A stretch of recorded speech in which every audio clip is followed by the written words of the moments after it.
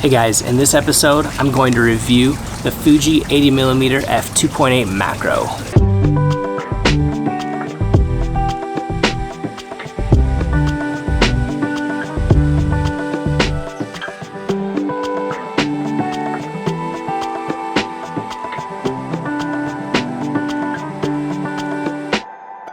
Now, I've said this before and I'll say it again, I love the motivation of having new gear to play with as a means to get me out, to get me shooting, to experiment with different focal lengths, and to improve myself as a photographer. And this lens is great for that. I've really enjoyed the last week of being ultra focused on just trying to find those minute details. Seeing the world for its possibilities on the macro side, it's really interesting and another great way to get yourself out of seeing the world how you're used to seeing it. So this video is the culmination of a week of having this lens. I wish I could have it for longer, but this lens is actually on loan to me from the great folks over at Fuji Pro Rental Services.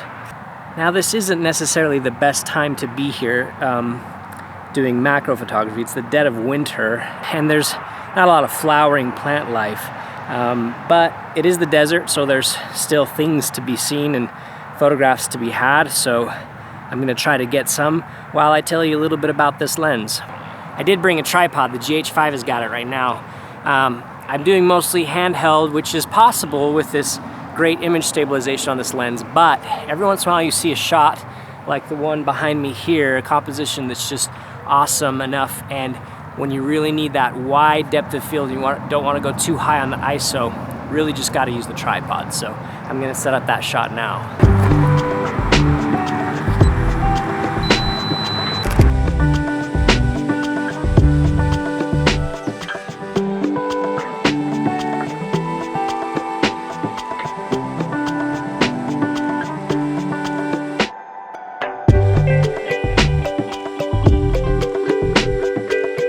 Now, some of you will remember a recent video I did with a Lens Baby lens that is great for macro. It's a 1:2 magnification ratio, which is not true macro, but I did get some macro photos with it, and it gave some interesting character, but it's so interesting going from something like that to something like this, and just getting these amazingly superb, crisp, sharp, beautifully detailed photos out of it.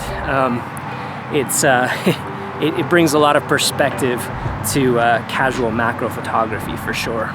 Now, if you're watching this video because you're wondering if this is a good macro lens, I mean, yes, it's a pretty phenomenal macro lens, no question about it. So if that's all you wanted to know, then yep, buy this lens. It's gonna do great things for you. As Fuji's only lens with a 1:1 magnification ratio, the 80-2.8 is the ideal solution for professional or enthusiast macro photography. It's sharp all the way through its aperture range. It focuses quickly in good light, allowing me to not have to use manual focus, and image stabilization is really nice, allowing handheld shots for most well-lit macro situations. There are only a few drawbacks to this lens, some of which we'll get more into later in the video, but I'll list them quickly here in case you just want some fast info. While the 80-2.8 is really fun to shoot with, it's also rather heavy at 480 grams or about a pound. For those of us who are attracted to Fuji's system because of the lightness of the bodies and most lenses, this can be a turnoff. Additionally, like other Fuji lenses, when the iOS is turned on, the lens makes a lot of noise. Some folks are also turned off by that. And while the autofocus system seems reliable in good light, in low light it's not so great. On the image quality side, while I can find almost nothing to complain about, some folks are turned off by the cat eye shaped bokeh balls you'll see, especially in the corners. Personally, I'm more interested in what is in focus than what is out of focus. But for some people, this is a big deal. There are probably some of you out there who are wondering, would this lens be a good choice if I'm a generalist, only casually doing macro? Could I use it for other things? At that 1:10 effective focal length, could I use this for maybe some sports or a little bit more reach? Is this a good lens if you want it for more than just macro? That's really what I hope to answer in this review. Well, life has been hectic the last week or so, and I've really wanted to do some portraiture with this lens, but I just haven't had time. Fortunately, there was a little portrait session going with these students here in the garden area, so they were kind enough to let me just take a few shots of I think Kana. Thank you so much for letting me take a few photos of you. Anyway, that was great. So so here's some shots that I was able to get of Kana, and show you just a little bit of the portrait lens capabilities of this lens.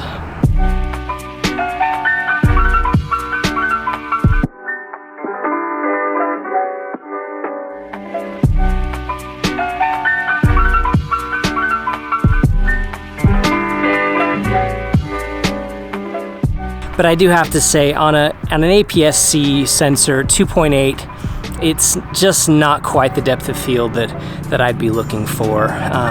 It's pleasant, it works fine, but for me, I'm going to be going for something more along the lines of wide open at f1.2 on my 56mm, or up to f2, but usually not higher than that.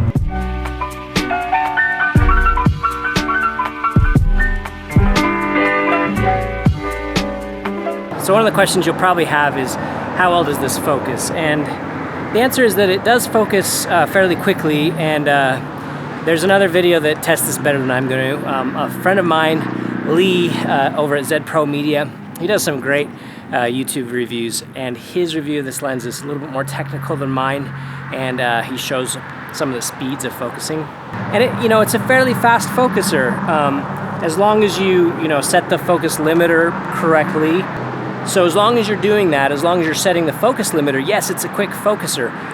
Except I've noticed in low light, it has not performed very well.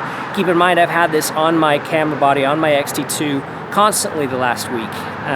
Haven't taken it off, and that includes at family activities, including a hike we did where we went into these lava tunnels. And when we were in those tubes, not even all the way down, of course it's a 2.8 aperture lens, so it's not going to perform extraordinarily well in low light, but it didn't focus very well in low light. I was very frustrated with it, and I just set it to manual focus because of that frustration. So I'm going to go into this cave next, and we're going to test the low light focusing speeds on this lens compared to another 2.8 lens, the 50-140, to see if there's any difference. I've always been pleased with the autofocus capabilities of the 50-140 2.8 lens, and with similar length, aperture, and weight as the 80-2.8, I thought they would be a great couple lenses to compare in low light. As you can see here, the 50-140 doesn't seem to have any problem finding focus in this low light situation. But in the same situation at the same focal distance, the 80-2.8 really struggled to find focus. If you plan on shooting in low light often, you'll probably just need to plan on using manual focus a lot with this lens.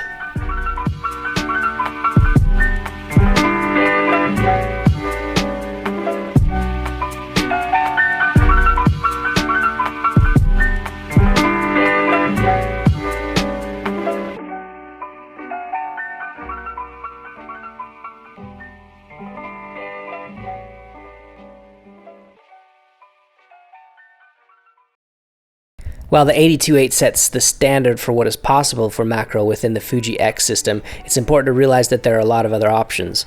Of course, there's the 11mm and the 16mm extension tubes that can be utilized to get many other Fuji lenses closer to that 1:1 magnification ratio. Another affordable option is to pick up an older vintage lens, like the excellent Minolta 100mm f2.8, which is currently going for around $200 USD on eBay, and a cheap lens adapter.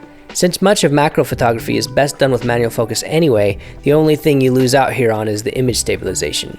If you plan on picking up the Fuji X-H1 with its excellent in-body image stabilization, this problem goes away. Aside from some of these minor issues I've mentioned, the 80-2.8 has squarely landed among my favorite Fuji lenses.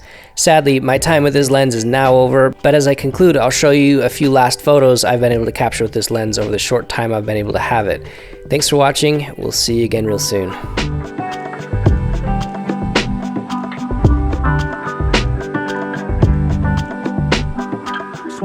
What a shame, could've got picked. Had a really good game, but you missed your last shot. So you talk about who you see at the top, or what you could've saw, but sad to say it's over.